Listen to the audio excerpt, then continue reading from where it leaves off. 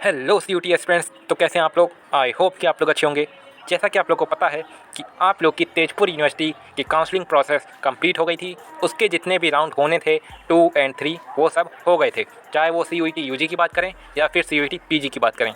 लेकिन वो सारे राउंड कंप्लीट होने के बाद भी तेजपुर यूनिवर्सिटी की जो कुछ सीटें हैं वो बच गई हैं, जिसके कारण तेजपुर यूनिवर्सिटी ने एक नोटिस रिलीज़ की है कि वो लोग स्पॉट काउंसलिंग अपने यूनिवर्सिटी में कैंपस में अनाउंस कर चुके हैं कि वो होने वाली है और वो कब होगी और उसमें कौन कौन पार्टिसिपेट कर पाएगा और कौन से कोर्सेज़ में कितनी सीटें बची हैं। ये सारी डिटेल आपको मिलने वाली है। तो आइए बिना किसी देरी के उस नोटिस को देखते हैं, जानते हैं, समझते हैं। तो चलिए शुरू करते हैं। तो देखिए यहाँ पे आपको दिख रहा है स्पोर्ट एडमिशन नोटिस यहाँ पे लिखा हुआ है और ये आपका 3 नवंबर को अनाउंस किया गया है। तो देखिए मैं आपको दिखाने वाला हूँ कि इसमें क्या कुछ आप लोग को बताया गया है। तो देखिए सबसे पहले यहाँ पे जो लिखा है, a few seats are available for admission to the following programmes of studies. Interested candidates satisfying the minimum eligibility criteria as prescribed may report for spot admission at 9:30 AM on 10th November 2022। तो यहाँ पे इन्होंने बता दिया है कि आप लोग को 9:30 AM पे 10 नवंबर को जाना है और आपको क्या करना है आगे ये मैं आपको बता देता हूँ। आपको उस रिस्पेक्टिव डिपार्टमेंट में जाना है जिसमें आपको एडमिशन लेना है, जिस कोर्स में आप एडमिशन लेना चाहते हैं उसी के डिपार्टमेंट में आपको कैंपस में जाना होगा। और यहाँ पे लिखा है ब्रैकेट में, depending on the actual situation withdrawal status the vacancy of all categories including unreserved may change or arise in the programme mention. तो यहाँ पे ये जो इन्होंने वैकेंसी स्टेटस सभी प्रोग्राम्स के बताए हैं, इन्होंने कहा है कि इसमें चेंजिंग भी हो सकती है, इसलिए आप लोग परेशान मत होइएगा। तो यहाँ पे देख लेते हैं हम। सबसे पहले यहाँ पे आपको देखिए प्रोग्राम्स बताए गए हैं, वैकेंसी बताई गई है, आपको एलिजिबिलिटी क्राइटेरिया बताया गया है कि कौन कौन एलिजिबल होगा इस कोर्स के लिए, वो यहाँ पे आपको बताया गया है।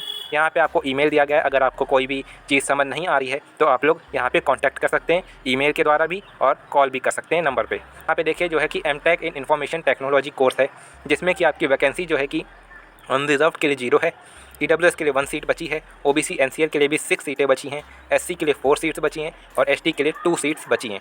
तो यहाँ पे जो है कि एलिजिबिलिटी क्राइटेरिया आपका दिया है कि आप कैसे एलिजिबल होंगे। मतलब अगर आप एमटेक करना चाहते हैं तो आपने BE BTech और equivalent bachelors degree in computer science and engineering या फिर इंफॉर्मेशन टेक्नोलॉजी या फिर इलेक्ट्रॉनिक्स एंड कम्युनिकेशन इंजीनियरिंग या फिर एनी अदर एलाइड डिसिप्लिन में आपका होना चाहिए, और या तो आप MCA करे होने चाहिए और इसके बराबर आप लोग MSc इन कंप्यूटर साइंस करे होंगे तब भी आपको ये कर सकते हैं। और अगर आप इंफॉर्मेशन टेक्नोलॉजी किए होंगे इलेक्ट्रॉनिक्स में या फिर इंफॉर्मेशन टेक्नोलॉजी, यहाँ पे मैथमेटिक्स लिखा है, statistics with minimum 50% aggregate marks, आपका 50% कम से कम मार्क्स होने चाहिए इस वाले कोर्स में जो आपने किया होगा। और इक्विवेलेंट ग्रेड पॉइंट भी, अगर आपका ग्रेड सिस्टम है तो वो भी आपका होना चाहिए 50% के आसपास। और candidate selected under GATE should have a valid GATE score in computer science. जो कि गेट से सेलेक्ट हुए थे उनका गेट स्कोर एक वैलिड होना चाहिए जिससे कि आपको एडमिशन मिल सके। तो ये था आपका एलिजिबिलिटी क्राइटेरिया एमटेक के लिए। तो ऐसे ही बहुत सारे यहाँ पे कोर्सेज़ हैं, उनके नाम मैं आपको बता देता हूँ और वैकेंसी स्टेटस बता देता हूँ, जिससे आपको पता चल जाए कि आप लोग को जाना चाहिए या फिर नहीं। तो आप लोग देख सकते हैं यहाँ पे 2nd नंबर पे लिखा है MTech in computer science and engineering. इसमें अनरिजर्व्ड के लिए 0 सीट है, EWS के लिए 2 है, OBC NCL के लिए 7 है, SC के लिए 4 है, ST के लिए 1 है। तो ये हो गया आपका। फिर आते हैं हम 3rd नंबर पे, एमटेक इन बायो इलेक्ट्रॉनिक्स। इसमें अनरिजर्व्ड के लिए 5 सीट्स हैं, EWS के लिए 1, OBC NCL के लिए 5, SC के लिए 3, ST के लिए 1। फिर आते हैं 4 नंबर पे, एमटेक इन इलेक्ट्रॉनिक्स। तो इसमें आपके अनरिजर्व्ड के लिए 7 सीट्स हैं, EWS के लिए 3, OBC NCL के लिए 8 और डिज़ाइन एंड टेक्नोलॉजी तो ये इसी में है 4 नंबर वाले में ही, SC के लिए 5 और ST के लिए 2। तो अब हम आते हैं 5 नंबर पे, एमटेक इन एनर्जी टेक्नोलॉजी। तो अनरिजर्व्ड के लिए 1 सीट है, EWS के लिए 3, OBC NCL के लिए 9, SC के लिए 5, ST के लिए 2। फिर आते हैं हम एमटेक इन मैकेनिकल इंजीनियरिंग। तो यहाँ पे अनरिजर्व्ड के लिए 0 सीट, OBC NCL के लिए 6, SC के लिए 2, ST के लिए 1। MA इन कल्चरल स्टडीज़, अनरिजर्व्ड के लिए 5, EWS के लिए 2, OBC NCL के लिए 8 सीट्स और SC के लिए 4 सीट्स और ST के लिए 1 सीट। फिर आते हैं हम MTech in food engineering and technology. तो अनरिजर्व्ड के लिए 0 सीट, EWS के लिए 1, OBC NCL के लिए 0 और SC के लिए 1, ST के लिए भी 0। फिर आते हैं हम MA in linguistics and language technology. तो अनरिजर्व्ड के लिए 0 सीट है, EWS के लिए 4 है, OBC NCL के लिए 9 है, SC के लिए 5 है, ST के लिए 1 है। जैसा कि मैंने आपको शुरू में बताया है, इन सीटों की संख्या में चेंजिंग आ सकती है, ऐसा नोटिस में लिखा है, इसलिए आप लोग ध्यान रखिएगा।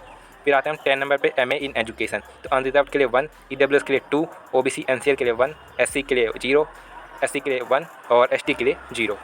आते हैं हम 11 नंबर पे, PG diploma in translation Hindi. तो यहाँ पे अनरिजर्व के लिए 14 सीट हैं, EWS के लिए 3, OBC NCL के लिए 8, SC के लिए 4, ST के लिए 2। फिर आते हैं मास्टर ऑफ लॉज पे, तो अनरिजर्व के लिए 0 सीट हैं, EWS के लिए 2, OBC NCL के लिए 6, SC के लिए 3।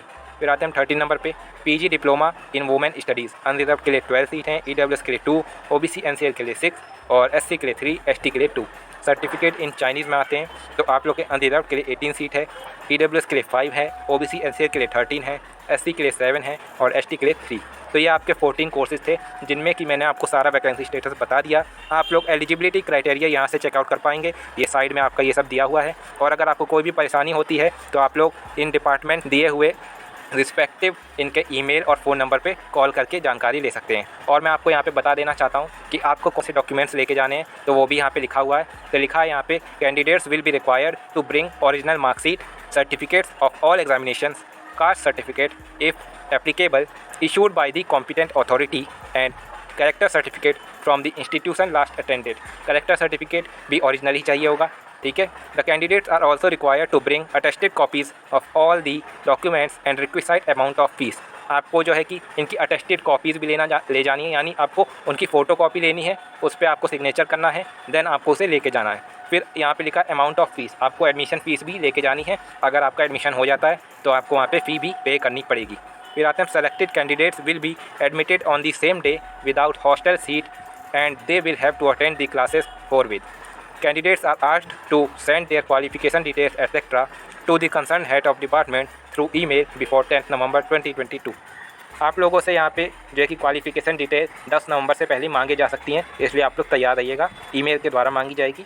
और यहाँ पे लिखा है सिलेक्शन क्राइटेरिया, तो सिलेक्शन क्राइटेरिया में आप लोग यहाँ पे देख सकते हैं क्या लिखा है। 1 नंबर पे लिखा है फॉर एमटेक प्रोग्राम्स, यानी एमटेक में अगर आप अप्लाई करना चाहते हैं एमटेक के किसी भी ब्रांच में, तो आपके लिए ये एलिजिबिलिटी क्राइटेरिया होगा। यहाँ पे आप देख सकते हैं, आपका या तो एक वैलिड गेट स्कोर होना चाहिए या तो एक CUET स्कोर होना चाहिए। अगर आपके पास इसमें से CUET स्कोर है तो आपको गेट स्कोर के बाद प्रेफरेंस दी जाएगी, यानी कि जिसका गेट स्कोर है उसको सबसे पहले एडमिशन दिया जाएगा और जिसका CUET स्कोर है उसको गेट स्कोर के बाद एडमिशन दिया जाएगा।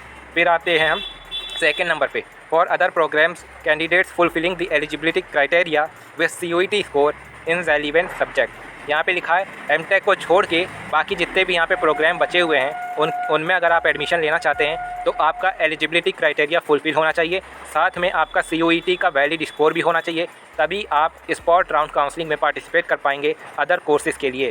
और थर्ड नंबर पे यहाँ पे लिखा है कि नॉन गेट और non CUET candidates must fulfil the eligibility criteria and appear the prescribed test to be conducted by the department. तो यहाँ पे देखिए आपको बताया गया है कि आप लोग अगर गेट का भी एग्ज़ाम नहीं दिए हैं और आप लोग CUET का भी एग्ज़ाम नहीं दिए हैं तो आप लोग को क्या करना है। तो अगर आपने गेट और CUET का एग्ज़ाम नहीं दिया है तो आपको यहाँ पे एलिजिबिलिटी क्राइटेरिया फुलफिल करना होगा और उसके बाद यहाँ पे लिखा है कि आप लोग का टेस्ट लिया जाएगा प्रिस्क्राइब्ड बाय द डिपार्टमेंट।